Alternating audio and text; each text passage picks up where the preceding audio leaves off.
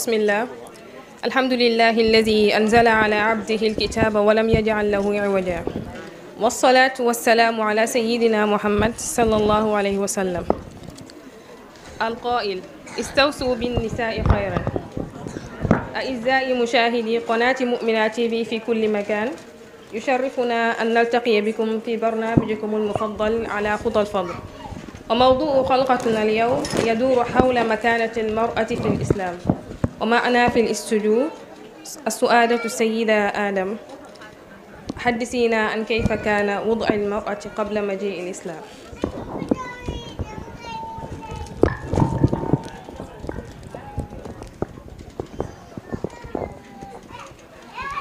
السلام عليكم ورحمة الله وبركاته. مكانة المرأة في الإسلام. كانت المرأة قبل الإسلام مهانة ومهمشة في كل مجتمع، فكانت تباع وتشترى وتورث كرها وتكره على البغاء، بل وتدفن مع زوجها إذا مات. وعند العرب كانت توأد عند الولادة، كما أخبرنا بذلك المولى عز وجل. وعندما أرسل الله رسول الإنسانية ونبي الرحمة أنصف المرأة وراعى خصائصها وشرع القوانين التي تجعلها مكرمة أما كانت أو أختا أو زوجة أو بنتا، فجعلها قسيمة الرجل، لها ما له من الحقوق وعليها ما عليه أيضا من الواجبات ما يلائم فطرتها وتكوينها. وعرض الكثير من شؤون المرأة في أكثر من 10 سور، منها سورة البقرة والنساء والمائدة والأحزاب والمجادلة والممتحنة والتحريم والطلاق وغيرها في مواضع أخرى ذكر فيها ما يخص المرأة، وجعل بينها وبين الرجل مودة ورحمة واحتراما متبادلا يؤدي إلى تقاسم المرأة إلى تقاسم مسؤولية بينهما.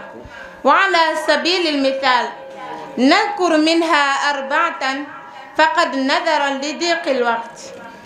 أولا، حق الحياة، فقد نهى الله عن وأد البنات قائلا في كتابه الكريم: وإذا الموءودة سئلت بأي ذنب قتلت. بل وجعل النبي صلى الله عليه وسلم تربيتها والاعتناء بها سببا لدخول الجنة، فقال: من ابتلي من هذه البنات بشيء فرباهن وأحسن تربيتهن واتقى الله فيهن كن له سترا من النار. ثالثا، حق الإرث، لم يكن للمرأة حق الإرث، وجاء الإسلام فرفع شأن المرأة في هذا الجانب وأقر لها حقا في الميراث، زوجة وأما وأختا، فقال تعالى: وللنساء نصيب مما ترك الوالدان والأقربون مما قل منه أو كثر نصيبا مفروضا. ثالثا، الحقوق الزوجية والطلاق، كما لم يكن للمرأة على زوجها أي حق، وليس للطلاق عدد محدود ولا لتعدد زوجات أيضا. رابعا، حق التعلم، ومن مظاهر تكريم المرأة في الإسلام الاهتمام بتعليمها، فأول ما بدأ به الوحي الدعوة إلى تعلم القراءة والكتابة دون التمييز بين الجنسين. ولما قالت الصحابية صحابية التي للنبي عليه السلام: غلبنا عليك الرجال فاجعل لنا يوما من نفسك، فوعدهن يوما لقيهن فيه فوعظهن وأمرهن. وقال: طلب العلم فريضة على كل مسلم. أيها الحاضرون والحاضرات، هذا فيض من غيث مما أكرم الإسلام به المرأة. وإلى لقاء الآخر، نستودعكم الله، والسلام عليكم ورحمة الله وبركاته.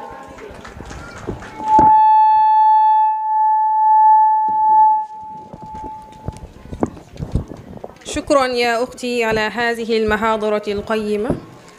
Nous allons donner la parole à Madame la Directrice Générale Fatima Beidi, qui va nous dire comment était la vie des femmes avant l'avènement de l'islam. La parole est à vous.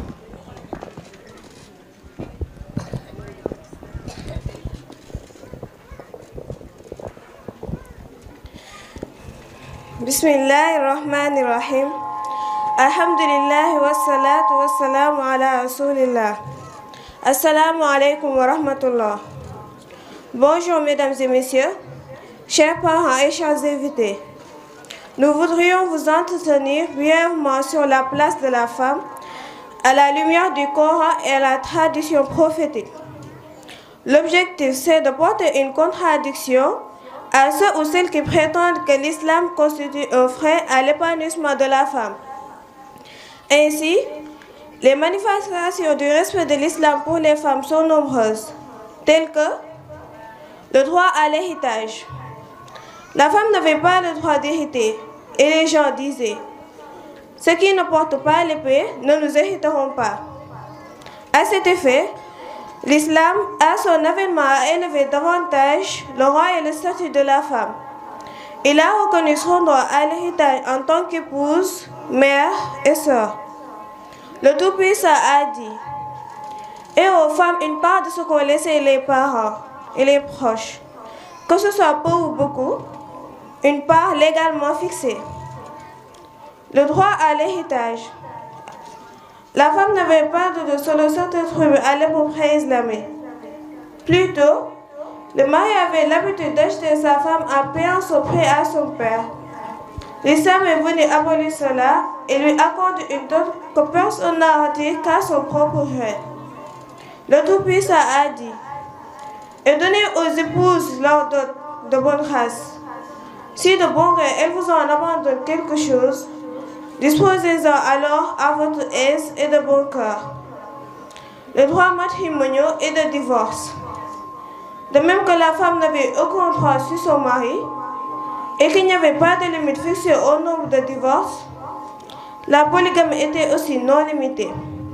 Alors, avec l'islam, de nombreuses affaires féminines se sont présentées dans plus de 10 sourates, dont Sourate Al-Baqarah ou la vache, Al-Nisa ou les femmes, Al-Ma'ida ou la table-service, Al-Ahzab ou les coalisés, Al-Mujadala ou la discussion, Al-Mumtahana ou l'éprouvé, Al-Tahrim ou l'interdiction et At-Talaq ou le divorce.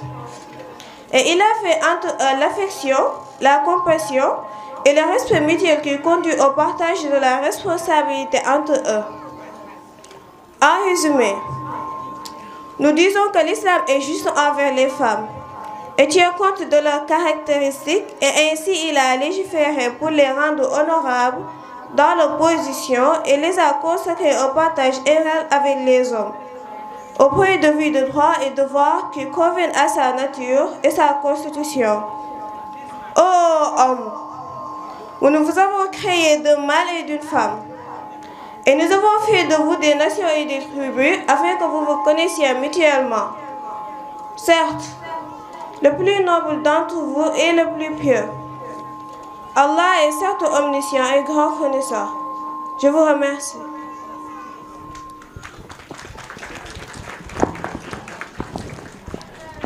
Merci beaucoup Fatima Beidi pour vos explications. We are going to give the floor to the Prime Minister Hawa Sarr so that she can tell us what the situation of women was before the advent of Islam.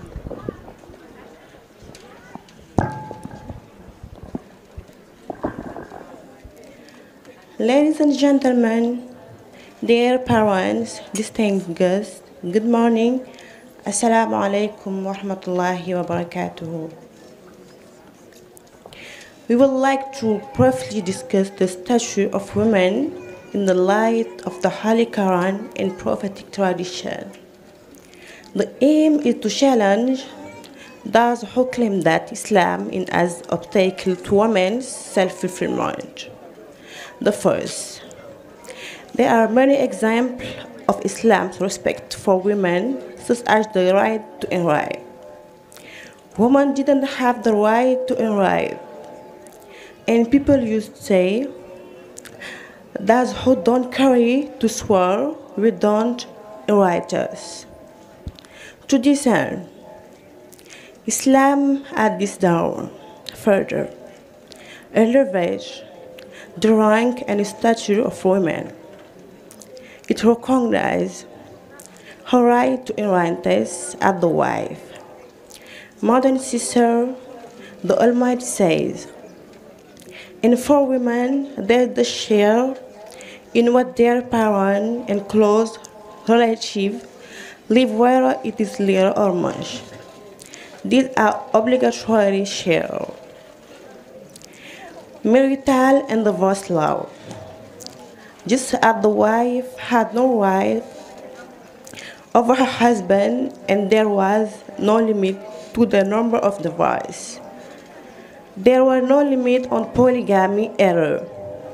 So with Islam, many women may come up more than 10 chapters, including chapter Al-Baqarah, the Quran, An-Nisa, the women, Al-Ma'idah, the serve table, Al-Ahzab, the coalition, Al-Mujadala, the discussion, Al-Mumtahana, the proof, At-Tahrim, the prohibition, At-Talaq, the divorce. And it creates between them, the genders, compassion and mutual respect that lead to the sharing on responsibility between them. Thank you so much. Thank you, Hawa Sarr. léegi dañuy jox kàddu gi madame la biologiste mu tënkal ñu ci wolof li nga xamante ne moom la suñu mbokk yi wax ci français ak anglais.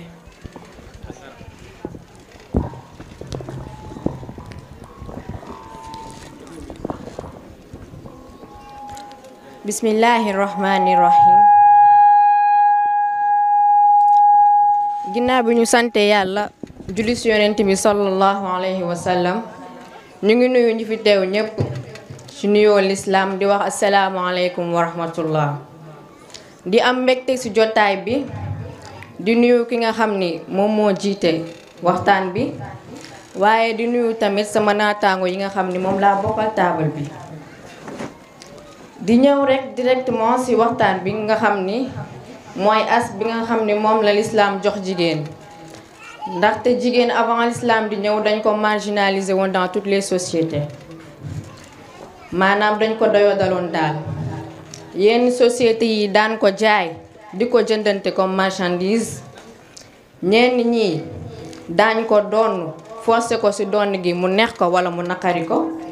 Boole ko li jëkkëram bàyyi lépp doon naale leen. Ñenn ñi ñu leen daan forcer ñu jaay seen bopp ñuy lekk seen njëkk. Ñenn ñi bu seen borom kër faatuwaan ñu boole leen ak moom suul comme ni ko indien yi daan ko defee parce que pour ñoom la femme n'a plus de place dans la société. Boo ñëwee ba ci arab yi nga xam ni ñoom foofu la l'islam wàcc ñoom dañ ko daan suul bi yàlla yónnee Seydina Muhammad sallallahu alayhi wa sallam nga xam ni mooy yonent bi nga xam ni il est chargé d'apporter des solutions ci tojaanga yi nga xam ni moom lañ daan teg doomu aadama yi moom da caa jox jigéen cër bu mag a mag daal di yoonal ay yoon yoo xam ni képp kuy jullit ca nga war a tënku def ko tara ko ak état bu mën a tollu rek. Bu dee yaay la dig na doom ji bu ko fonkee toppatoo ko lam ko cay fay. Bu dee sœur la maanaam mag wala rakk bu jigéen kazalika. Bu dee soxla na yow muy borom kër gi ni nga ko war a yoree wax na ko. Bu dee sa doom la tamit la même chose. Donc yàlla dafa def ni góor ak jigéen daf leen tolloole ci ay devoir ak ay droit maanaam ci ay war-war ak ay santaane lim sant góor loolu la sant jigéen ci jaamu yàlla lépp loo xam ne dafay ànd ak formation akum liggéey yàlla loolu am ci xàjj ak seen boo demee ci alxuraanu karim bi nga xam ne moom mooy suñu constitution lu ëpp fukki saa yàlla tudd na fa mbirum jigéen détaillé ko fa lépp lu koy soxal rek ci àddunaam rek yàlla wax na ko fa suuratul baqara boo demee yàlla wax na fa lu bari ci mbirum jigéen lu ko concerné du moins nga dem suurat nisaa nga xam ni yàlla tuddee na ko jigéen ñi te tuddeewul góor saar loolu ndam la ci ñun jigéen ñi suuratul maida ak suuratul ahzab suuratul mujadala ak suuratul mumtahana suuratul tahrim ba ci suuratul talaq bi nga xam ni moom la ñuy wax suuratul nisaa bu ndaw foofu yépp yàlla mu ngi fay wax loo xam ne jigéen la soxal ci ay mbiram ay àqam bañ ko ko tooñ bañ ko ko këll-këlee bañ ko ko doye dal lépp loo xam ne ci saar yi di nga ko fa fekk ak yeneen place yu bari sax ci alxuraan yoo xam ni yàlla dafay teg jigéen place am ni góor ki kat sa naataango jigéen gi sa naataango sa nawle la seen diggante li fa war a nekk mooy respect réciproque def seen diggante cofeel ak yërmande te ku ci nekk am na ci responsabilité boo xam ne yow yaa ko jagoo moo xam naa ni nag temps bi moo ñu tënk duñ mën a wax lépp mais dinañ citer ñeent yoo xam ni rek yàlla defal na ko jigéen te amu ko woon avant l'islam di ñëw ndax wolof nee na bala nga ne naam ne fa ndax koo xam ni dañ ko daan suul di ko jaay kooku amu woon temps wu jàng ak am xam-xam pour moo tax yàlla ne wa izal mawudatu su'ilat bi ay zambin qutilat moo yonent bi sallallahu alayhi wa sallam def na yar jigéen ak sonnee ko dafa nekk sabab ci dugg aljana mu daldi wax ni manitulia min hadhi banaati bi shay'in ila axiri mu ne njaboot bu jigéen ku ko yàlla may nga yar leen te rafetal seen yar ragal yàlla ci ñoom maanaam teg leen ci yoonu siraatal mustaqim jàng loo leen alquran ñooy nekk sa kiiraay ci safara donc ñun daan suul tey jii ñu wax ci yow lii xam nga ni cër magatu ko deuxième bi mooy àq ci doonu jigéen daal woon doonu ndax au contraire dañ ko doon doonaale léegi ba l'islam li ñëwee ndax daal di koy jox cëram ba mat sëkk ci ndono ak ku mu mën nekk ci société bi muy yaay sœur ku mën a doon yàlla daal di wax ni walin nisaa'i nasiibu mimma tarakal walidaani wal aqrabuun mimma qalla minhu aw kasur nasiiban mafruuda mu ne tamit jigéen ñi seen waajur ak seen jegeñaale luñ ci bàyyi rekk am nañ ci cër moo xam mu néew walla mu bari loolu nag man mi maa ko dogal muy yàlla ñetteel bi mooy àq ci conjugal c'est-à-dire ci sëy boroom kër am na ci moom àq mu ne am nga ci moom àq am fase tamit am na lu ko lislaam tëralee noo xam ne demeewuñu woon noonu ndax ci jigéen amul woon benn àq ci jëkkëram nu mu ko neexee la ko daan traité jàppee ko woon rekk comme benn objet mu ne fase tamit amul woon lim danga daan ñëw tey dàq ko suba nga def noonu ginnaaw suba la même chose yàlla nag mu ñëw nag ne ñaar laa la may bu ñettee nag balaa nga saa jot dina la wex xaat li mu ay soxna tamit amutoon lim ndax danga jànje lu mu la neexee 5 10 ainsi de suite loo bëgg rekk mais l'islam ba mu ñëwee nag daldi ne ñeent yamal ci ñeent loolu foofu la respect yam ñeenteel bi fi may daanelee mooy àq ci jàng nee naa la yiñ daan def yépp jaay jënd lépp kooku xam nga ni talutoon am jàng léegi nag bi lislaam ñëwee aaya bi njëkk wàcc yàlla di ci digle ni yonent bi ni ko jàngal digal xeet gi yépp sepp si woon jigéen. jàng jigéen ak góor yépp la yoyoo loolu waral ngeen gis tey suñu jotaay bi toog kon jaaraama lislaam ba saxaabiyaat yi maanaam ñi fekkee dund yonent bi te nekkoon ak moom bañ nekkoon ñun de sang bi góor ñi dañoo raw ci yow sang bi ne leen ah lu tax ngeen wax noonu parce que mu ne leen parce que ñun chaque jour ñu ngi ci kër ga nekk ci njaboot gi nekk ci togg ka léegi nag yonent bi daal di leen jox bés boo xam ni dafay daje ak ñoom daal leen digal waar leen tere leen daal leen wax fànne talabul ilmi faridatun ala kulli muslimin wa muslimati sàkku xam-xam góor ak jigéen yépp la war. kon mbokk yi fi teew doon ñu déglu lii as comp la rekk ci li nga xam ni moom la lislaam teralee jigéen bu ko doon lim tey duñ fi jóge waaye comme temps bi dafa xat dañ leen di bàyyi fii delluwaat di leen sant di leen gërëm asalaamaaleykum wa rahmatullahi wa barakaatu. waaleykum salaam wa rahmatullahi taala wa barakatu. xale yi message yi dafa bari dafa jaxasoo xaw ma ñii def analyse xam nañu li ñu xale yi làkk ci kanam te ñëwagul yal nañ cee gën jàmm. bu ngeen fàttalikoo benn télévision moo amoon Sénégal ñu koy wax RTS am na lu mu njëkkoon tudd sax